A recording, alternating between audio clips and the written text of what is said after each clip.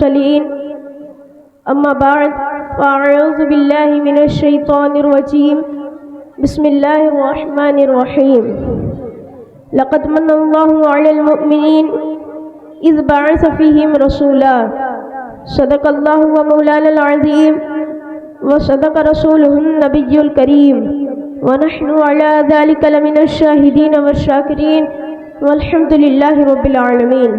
حضرات گرامی، ابھی میں نے جس آیت کریمہ کی تلاوت کرنے کا شرف حاصل کیا ہے اس کے متعلق کچھ عرض کرنے سے پہلے بہتر و مناسب سمجھتا ہوں کہ ہم تمامی حضرات اپنے پیارے آقا و مولا حضور تاجدار مدینہ صلی اللہ تعالی علیہ وسلم کی بارگاہ میں بے کس پناہ درود و سلام کا نذرانہ عقیدت پیش کریں۔ پڑھی اللہم صلی علی سیدنا و مولانا محمد بارک وسلم، صلو علیہ صلاۃ و سلام علیک یا رسول اللہ صلی اللہ تعالی علیہ وسلم۔ حضرات گرامی، آج کل بہت سے لوگ بول دیا کرتے ہیں کہ محفل میلاد سے کیا فائدہ ہے۔ اس سلسلے میں مجھے ایک روایت یاد آ رہی ہے جس کے راوی حضرت عباس رضی اللہ تعالی عنہ ہیں۔ وہ فرماتے ہیں کہ ایک رات میں نے ابو لہب کو خواب میں دیکھا اور پوچھا کہ اے ابو لہب تیرا کیا حال ہے؟ تو اس نے کہا کہ جب سے میں مرا ہوں طرح طرح کے عذاب میں مبتلا ہوں، مگر پیر کے دن میرے عذاب میں کمی ہو جاتی ہے، اور صرف اس لیے کہ میں نے حضور صلی اللہ تعالی علیہ وسلم کی ولادت کی خوشی میری غلام لے کر آئی تھی، اور اسی خوشی میں نے اسے آزاد کر دیا تھا۔ حضرات گرامی، جب ابو لہب جیسا کٹر دشمن اور سڑا ہوا کافر حضور صلی اللہ تعالی علیہ وسلم کی ولادت کی خوشی میں غلام آزاد کر دے تو کیا ہم غلامان مصطفیٰ محفل میلاد شریف منائیں، اسٹیج سجائیں اور جھنڈیاں لگائیں تو کیا ہم ثواب سے محروم ہو سکتے ہیں؟ ہرگز نہیں۔ حضرات گرامی، میلاد پاک صحابہ اکرام رضی اللہ تعالی عنہم نے بھی بنایا ہے۔ چنانچہ ایک مرتبہ مکہ مکرمہ میں ایک جلسہ منعقد ہوا، سب صحابہ اکرام رضی اللہ تعالی عنہم اس میں بیٹھے ہوئے تھے، تبھی حضور صلی اللہ تعالی علیہ وسلم تشریف لائے اور پوچھا کہ تمہیں کس محبت نے گھیر رکھا ہے؟ تو یہ تو فرش پر بیٹھ کر عرش کی خبریں دیتے ہیں، مگر آپ صلی اللہ تعالی علیہ وسلم نے یہ اس لیے پوچھا تاکہ دنیا کے لیے یہ ایک تعلیم بن جائے۔ چنانچہ صحابہ اکرام رضی اللہ تعالی عنہ نے فرمایا، فضل رب العلا اور کیا چاہیے، مل گئے مصطفیٰ اور کیا چاہیے۔ پھر یہ ساری کائنات جس کے لیے بنی ہے، یہ جس کے واسطے ساری کائنات بنی ہوئی ہے، ہم اسی کا ذکر کر رہے ہیں۔ حضور صلی اللہ تعالی علیہ وسلم نے ارشاد فرمایا، کیا واقعی وہی ذکر کر رہے ہو؟ تو صحابہ اکرام رضی اللہ تعالی عنہ نے قسم کھایا اور کہا ہم وہی ذکر کر رہے ہیں۔ تو حضور صلی اللہ تعالی علیہ وسلم نے ارشاد فرمایا کہ ابھی حضرت جبرائیل علیہ السلام میرے پاس آئے تھے اور انہوں نے مجھے ایک بات بتائی ہے۔ تو صحابہ اکرام رضی اللہ تعالی عنہ نے کہا، یا رسول اللہ وہ بات کیا ہے؟ تو حضور صلی اللہ تعالی علیہ وسلم نے ارشاد فرمایا کہ اللہ تبارک و تعالی فرشتوں کے سامنے فخر کر رہا ہے کہ کائنات میں، دنیا میں میرے محبوب کا ذکر ہو رہا ہے۔ حضرات گرامی، حضور صلی اللہ تعالی علیہ وسلم کے نور کے متعلق میں آپ کو بتا دوں کہ حضور صلی اللہ تعالی علیہ وسلم کا چہرہ انور جمال الہی کا آئینہ نہایت خوبصورت اور کسی قدر گولائی میں تھا۔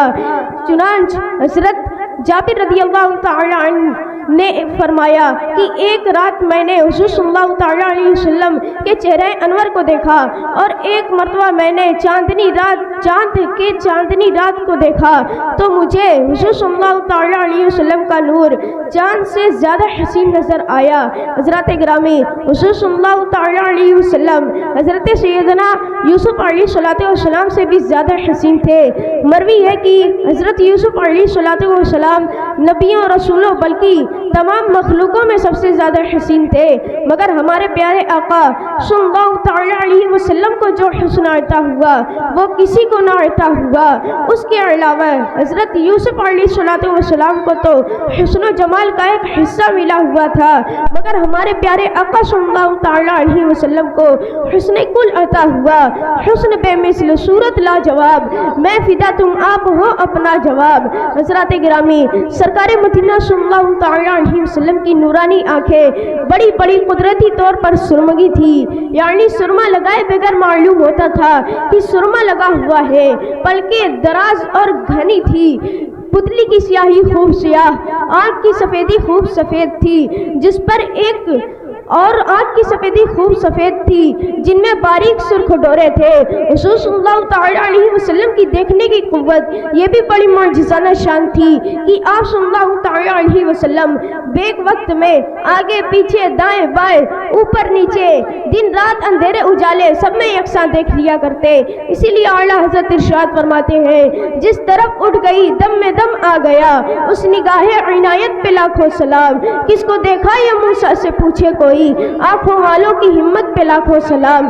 حضرات گرامی، سرکار مدینہ صلی اللہ تعالی علیہ وسلم کے گوشت مبارک یعنی کان مبارک کامل تھے۔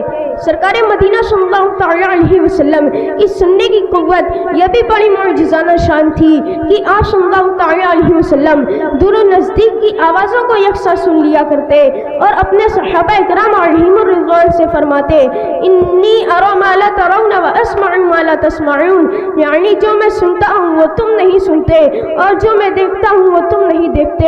اسی لیے اعلیٰ حضرت ارشاد فرماتے ہیں دور و نزدیک کے سننے والے وہ کان لاڑے کرامت پہ لاکھوں سلام۔ حضرات گرامی، سرکار مدینہ صلی اللہ تعالی علیہ وسلم کی آبرو مبارک بھوے دراز باریک گھنے بالوں والی تھی اور یہ اس طرح متصل تھی کہ دور سے ملی ہوئی معلوم ہوتی تھی اور دونوں بھووں کے درمیان ایک رگ تھی جو حالت جلال میں ابھر جاتی تھی۔ سرکار مدینہ صلی اللہ تعالی علیہ وسلم کے آبرو مبارک کے متعلق اعلیٰ حضرت ارشاد فرماتے ہیں جن کے سجدے کو محراب کعبہ جھکی ان بھووں کی لطافت پہ لاکھوں سلام۔ حضرات گرامی، سرکار مدینہ صلی اللہ تعالی علیہ وسلم کی ناک خوبصورت اور بلند جس پر ایک نور چمکتا تھا، جو شخص بغور نہ دیکھتا وہ یہ سمجھتا تھا کہ آپ صلی اللہ تعالی علیہ وسلم کی مبارک ناک زیادہ اونچی ہے، حالانکہ آپ کی ناک زیادہ اونچی نہ تھی بلکہ بلند اس نور کی وجہ سے محسوس ہوتی تھی جو آپ صلی اللہ تعالی علیہ وسلم کی مبارک ناک پر جلوہ فگن تھا۔ اعلیٰ حضرت ارشاد فرماتے ہیں نیچی آنکھوں کی شرم و حیا پر درود، اونچی بینی کی رفعت پہ لاکھوں سلام۔ حضرات گرامی، سرکار مدینہ صلی اللہ تعالی علیہ وسلم کی پیشانی مبارک کشادہ اور چوڑی تھی جس پر قدرتی طور پر ایک نورانی چمک تھی۔ اسی نورانی چمک کو دیکھ کر حسان بن ثابت رضی اللہ تعالی عنہ نے فرمایا تھا متى هذا الوعد في التاج البهيم جبين يلح مثل مصباح الدجى المتوقد، یعنی جب آپ صلی اللہ تعالی علیہ وسلم اندھیرے میں آ جاتے تو آپ صلی اللہ تعالی علیہ وسلم کی مبارک پیشانی سے روشنی ہو جاتی تھی۔ حضرات گرامی، سرکار مدینہ صلی اللہ تعالی علیہ وسلم کے رخسار نرم و نازک اور ہموار تھے جس پر اور دانت کشادہ اور روشن تھے، اور جب آپ صلی اللہ تعالی علیہ وسلم گفتگو فرماتے تو آپ صلی اللہ تعالی علیہ وسلم کے دونوں اگلے دانتوں کے درمیان سے ایک نور نکلتا تھا، اور جب آپ صلی اللہ تعالی علیہ وسلم اندھیرے میں مسکرا دیتے تو دونوں دانتوں کی چمک سے روشنی ہو جاتی تھی۔ وہ دہن جس کی ہر بات وحی خدا، چشمہ علم و حکمت پہ لاکھوں سلام۔ حضرات گرامی، سرکار مدینہ صلی اللہ تعالی علیہ وسلم کی نور کے متعلق جس نے حقیقت میں بیان کیا ہے وہ ہے جنید بغدادی رضی اللہ تعالی عنہ۔ وہ فرماتے ہیں کہ ان کے زمانے میں ایک آرٹسٹ تھا جو تصویریں نکالتا تھا، لوگ اس کے پاس جاتے تھے اور اپنے محبوباؤں کی تصویریں نکلواتے تھے۔ جب یہ بات مشہور ہوتے جنید بغدادی رضی اللہ تعالیٰ عنہ کو معلوم ہوئی تو جنید بغدادی رضی اللہ تعالیٰ عنہ اس شخص کے مکان پر پہنچے اور قطار میں کھڑے ہو گئے۔ جب آپ کی باری آئی تو آپ اندر گئے اور آپ کو دیکھ کر اس شخص نے کہا اے جنید تمہاری یہاں کیا ضرورت ہے؟ تو آپ رضی اللہ تعالیٰ عنہ نے کہا میں نے سنا ہے کہ تو لوگوں کے محبوباؤں کی تصویریں بناتا ہے، میرا بھی ایک محبوب ہے، کیا تو اس کی تصویر بنا دے گا؟ تو اس شخص نے کہا ٹھیک ہے بتاؤ۔ تو جنید بغدادی رضی اللہ تعالیٰ عنہ بیان کرنا شروع کرتے ہیں۔ چہرہ انور کسی قدر گولائی میں تھا، پیشانی چوڑی تھی۔ حضرات گرامی اس بیان میں جو بھی غلطی ہوئی ہو اللہ تبارک و تعالیٰ اسے معاف فرمائے اور سب سے پہلے مجھے اور آپ سب کو عمل کرنے کی توفیق عطا فرمائے۔ وآخر دعوانا الحمدللہ رب العالمین۔ السلام علیکم ورحمۃ اللہ وبرکاتہ۔